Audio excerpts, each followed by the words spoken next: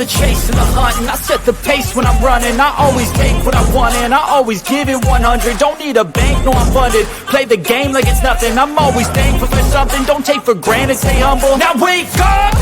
It's time to look at the enemy. Look in the mirror if he is no friend to me. Hello, Miami. Thank you so much for watching 305 Sports Now. I am your host, Will.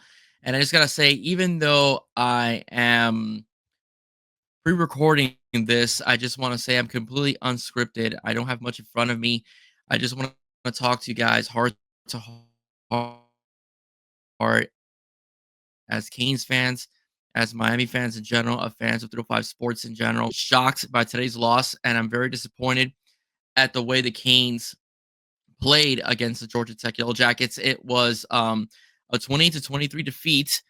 Georgia Tech played, I will say, a very solid game. They stuck to their game plan, and their game plan actually worked. You can make a case, yes, here woulda, coulda, shoulda, missed calls here and there, but the bottom line is that no matter what happens with the referees, you still have to execute, and Miami today did not execute, especially on the defensive side of the ball. There were some occasions and some sparks, where they were able to get off the field, but it just wasn't enough. Just wasn't enough. And then Cam Ward once again throws for over 300 yards and 3 touchdowns, but it holds on to the ball a little too long. Trying to do a little bit too much at the end at his last drive. Gets strip sacked, and Georgia Tech is able to finish off the game by running for a first down and taking a knee and ending the game, giving Miami their first loss of the season, going down to 9-1. The positive about this, I could say, is that many Canes fans would be happy if you talked to them in the summer to be in this position, being 9-1. The negative about that is now you're in a dogfight to get into the ACC championship game. With the fact that there's no more divisions like the Coastal, and the Atlantic. Now it kind of becomes a free for all, because now you're hoping the teams lose just so you don't have to deal with the machine or the decision making of the strength of schedule and point differential, whatever it is that they're deciding, that the deciding factors are to get into the ACC championship game. Right now, Clemson and Miami, will be tied for second, because Clemson's only lost one game in the ACC, and now Miami has one loss as well. Miami will need SMU to lose as well, and Clemson to lose another one, and Miami win out to be assured a shot at the ACC championship game. If they win out, can they enter the college football playoffs? Yeah, more than likely that's a possibility with one loss. That's a good possibility, right? A very solid possibility. But you really want that bye. You want to be able to have that bye week so you're able to prepare for the team you're going to play against, and then you're able to, be fresh, and so on, and take on your opponent, right, as well. So that being said, what happened today? Miami got bullied, man, across the line of scrimmage. Miami just got big boyed across the line of scrimmage. Haynes King came into the game with a bum shoulder. We didn't know how much they're going to have him throw. What he threw, he was effective at times. Well, no, he was effective, period. Okay, he was effective, period. And the running game just mauled us. I'm going to show you guys the stats. Okay, I'm going to share my screen. Okay, and I'm going to show you guys the stats. And the stats are alarming. Okay, because the fact is that Haynes King was 6 for 6. Right, only 32 yards passing, but Aaron Fido was 5 for 10, but 67 yards. And in many cases, all those completions were in critical moments of the game, especially that 3rd and 18, where if you just play a base cover 2, from what I can think of it. I mean, I'm not an expert, but you play a base cover 2 and you just keep everybody in front of you, you're off the field. But no, Miami makes a mistake. They make the reception. They go for 20+ yards, and then we have a struggle yet again. Miami loses 20-23. I'm not surprised. Ja Tech scored 28 points. I'm not gonna lie to you, but I'm surprised Miami scored 23. But it all boils down to one thing. That's one thing, and that's time of possession. If you look at the team stats over here, all right, if you look at the team stats, we go to the team stats right now. Hold on. Get a little frustrated here. ESPN. Oh, jeez. Here we go. All right. So if you look at the team stats, Miami had 23 first downs. Georgia Tech had 18. But third down efficiency, Georgia Tech was able to stay on the field, and that is the key moment of that game. Miami was 3 and 10 in third down. Miami I believe, was averaging about 75%, in completing and first down attempts. And they've played, they've faced some teams, right? They are an ACC play, and they were able to get out, stay on the field during third down. Not this game. Miami was horrid on third down, 3 for 10, horrid on fourth down, 1 for 4. they still managed to outgain Georgia Tech 436 yards altogether. All right, 340 yards passing.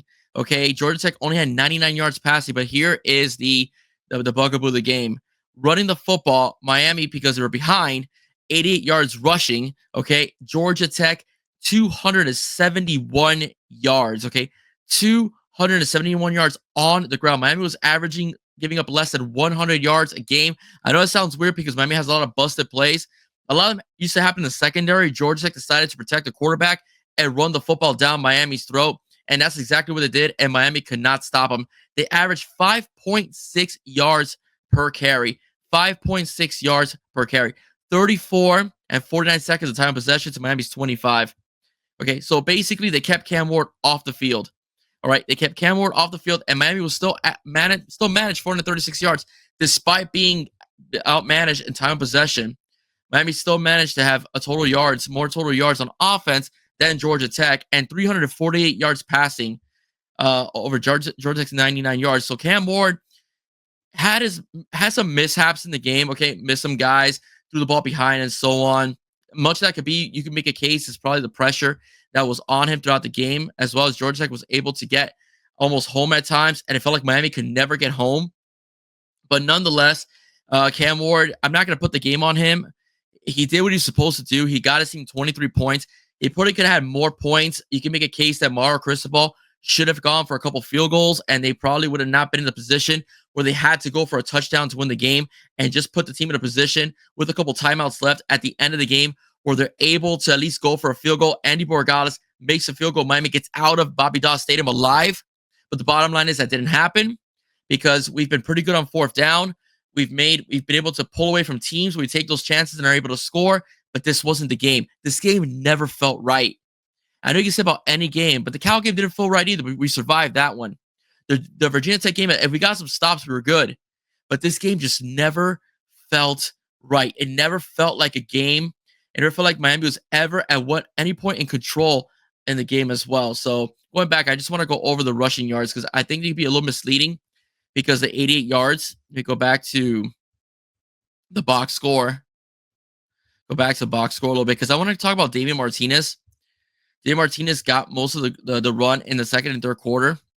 Martinez had almost 5.5 yards per carry, 15 carries, 81 yards. Georgia Tech was pretty solid at stopping the run. They gave Mark Fletcher some fits as well in the game. So let's give them credit where credit is due. But I want to say Martinez did have some pop runs. He had 14 yards was his longest run. But Georgia Tech did what they needed to do to win that football game. They really did. And I just want to go over Georgia Tech's defense right now because you have to give them credit. All right, Georgia Tech's defense. Let's go into the defensive possessions. All right. Georgia Tech got 3 sacks in the game. Okay, they got 4 tackles for loss in the game as well. They went after it. What we understand as Canes fans and what the team also needs to understand as well is that we're always going to get the best of everybody. All right, we're always going to get the best of everybody. No matter how bad set team might have looked, against who and so on or whatever, Miami is a top 5 team in the country that still has respect and has a reputation. We are still a lot of team Super Bowls. Okay, we are still a lot of their national championship games. Beating Miami is still huge because of the pedigree and the history that the Miami Hurricanes have. So Georgia Tech, knowing that Miami wanted revenge for last year, came out with their A game and was successful. Look, they ran their game plan. They dared Miami to stop the run, and Miami just didn't. Miami didn't because their quarterback was hurt. They just did not stop the run. I mean, 271 yards. If they stop the run and they neutralize and set their edges, which I'm going to talk about Guidry's defense in a minute, set their edges and so on, and don't miss tackles and don't take bad angles like we've been seeing all year long, especially in ACC play. All right, Haynes King has got to throw a little bit more, and that puts him in a position to be intercepted or get his bell rung. And with a bad shoulder, that's not a good sign. That's why they kept rotating quarterbacks. All right, Haynes King was not 100% coming into the game. He just wasn't. Mind you, they still put him in situations where he would have gotten hurt again, and Miami was going for it. All right, Miami, Miami was hitting him hard. But the bottom line is that it was working. They continue to do it, and I just can't emphasize that anymore. I mean, it's just a tragedy. It's just tragic to see us lose this game. I mean, it really is because this is a game we should have won. You know, the reputation is that Mark Cristobal always loses that one game he shouldn't lose, but I can't put that on Cristobal because at the end, coordinators got to coordinate and players got to execute. And on defense, we just didn't execute. And offense, we had our moments. Okay, we had our moments on offense as well, but we didn't execute. On defense, the team just did not execute. And that is something that needs to change. It needs to happen. You have a bye week. You're playing Wake Forest, the last game of the season. Put it on them. Put it on them. You cannot have this team at all even think remotely that they have any faith to beat you. You can't, right? You just can't. But I want to get into the Guidry situation because a lot of fans right now are calling for him to be fired, and I could understand the anger regarding the fan base and Lance Guidry. I'm upset too because I just felt like we made no adjustments at halftime. Usually Guidry's been pretty decent at making adjustments. Even if the team gives up 25 points in the first half, they've made adjustments at times in certain games and are able to clamp down. And like, look, I'll give you an example. Against Manny Diaz's defense only scored 10 points against Miami in the second half. When it came down to it in the fourth quarter, Miami was able to clamp down against Cal. Okay. And they were able to turn over. They were able to turn over Malik Murphy, and they forced a fumble against Louisville, but that game was another bad defensive game. But what I'm saying, last year we all loved Guidry. We all did. He had 2 bad games. One game was against North Carolina. We had no answer for the 2-minute drill offense that they ran with Drake May. And on top of that, they had a wide receiver that we didn't prepare for. Right? We didn't prepare for because he had just came in and he destroyed our team in the second half. And then, of course, we have the Louisville game where, Braum is just a very good coach and he out-schemed Guidry. It was a shootout that Miami lost. All right? But those are the only 2 games I could think of that Miami's defense was really bad. But against Boston College, even against Florida State over there, Doe Campbell, when they were playing really good football last season, Miami's defense was pretty good.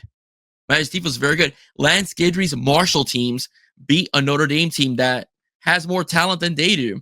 Marshall was I think a top 10 defensive team, when Guidry left.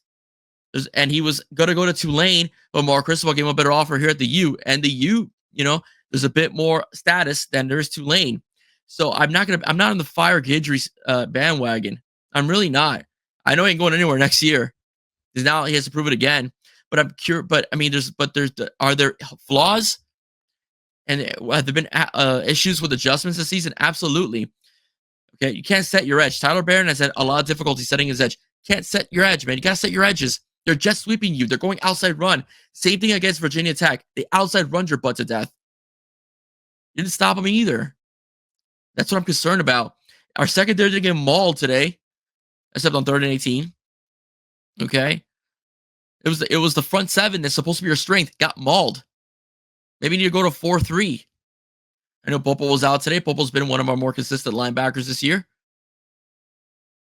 But maybe go to 4-3. I don't know. I really don't know, but this can't keep happening. It's just really sad and it's upsetting to me as a Canes fan that the 20 plus years that we've been struggling and the 1 year and this year too that we were successful winning 10 wins, having 10 wins, the offense in 2017 won us games, did enough to win us games until they faced Pitt that was rated firm defensively. Our defense carried us that year. Let's be honest. Manny Diaz's defense forced turnovers, was always in the backfield, and was always sacking the quarterback. And setting up the offense on a short field, and Malik Rozier was a dual threat quarterback, was able to make things happen. Okay? Let's go to Al Golden. Al Golden's teams averaged 28 points per game, almost 30, with Brad Kaya, Mark Walton, okay, as well. Then you had Stacy Coley, and David Njoku. We had some talent on that team, but Mark D'Onofrio sucked as a defensive coordinator. He was trash. And Al Golden wanted to freaking fire him until he got fired, and they got rid of that whole staff. Again. Now this season, we have a beast, a Heisman Trophy candidate quarterback. Okay? An unbelievable offense. We can't get home this year and sack the quarterback. It's been a lot harder for us these last 2 games than it should be. With Ruben Bain back, okay? Can't say we're not forcing that many turnovers. We're just not. Occasionally we're opportunistic, but we're not forcing that many turnovers. We're not giving Cam Ward a short field. We're not getting teams off the field. We're just not. Okay? If we would have recovered that fumble that Georgia Tech had on a mishandled pitch, I think it was. I don't remember really. In general, we get another possession. Even if you don't score on a turnover, you take away possession from that team. Makes it more difficult for them to build points or even catch up with you. Georgia Tech is not built to play behind. They're built to play with the lead. They can't come from behind. If Miami would have got on them and was able to wreak havoc, but again, unable to do so. So beat Wake Forest, go 10-1, handle business against Syracuse as well. All right, finish the season 11-1. Many of us projected a 10-2 season with a possible playoff berth, to the college football playoffs and an ACC championship game. The ACC is a bit better this year. No, I don't care what anyone says. All right, last year you were still alive, someone with 2 or 3 losses. Now 2 losses may knock you out of the game, So the ACC has been a bit more competitive this year without divisions than it has in years past. So teams have to be under A games the whole time. Handle business, fix your kinks. I know it's tough because you are who you are at this point in the season. I get it. But fix your kinks during the bye week.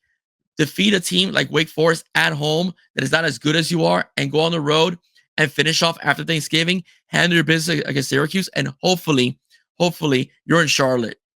We need Clemson to lose. Miami needs Clemson. Pitt already has their second loss in the ACC.